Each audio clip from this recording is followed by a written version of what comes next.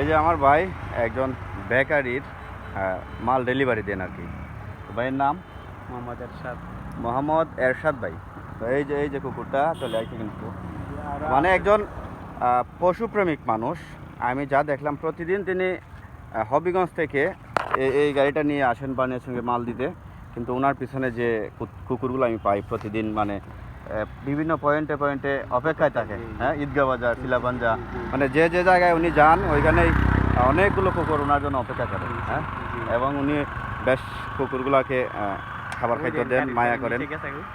ওই যে দেখাই গাড়ির একদম নিচে গিয়ে বসছে আর কি, দেখাই আপনাদেরকে। এই যে কুকুরটা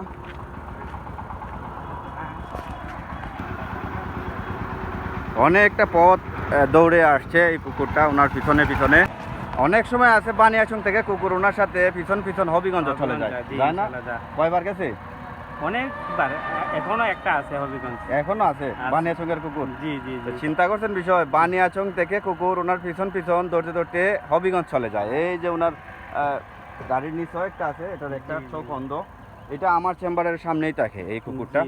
তো দীর্ঘদিন ধরে এই জিনিসটা আমি ফলো করতেছি, ভাবলাম যে আজকে একটু ভিডিও করি। এই কড়া রোদ্রের ভেতর বাইরে কষ্ট দিলাম ওনারে বলতে উনি দাঁড়িয়ে গেলেন। খুব মায়া করেন আমাকে, আগের থেকেই পরিচিত। সবাই ওনার জন্য দোয়া করেন, আমার জন্য দোয়া করেন। ফিয়ামাল্লাহ, ভালো থাকবেন। ইনশাআল্লাহ। আসসালামু আলাইকুম। ওয়ালাইকুম আসসালাম।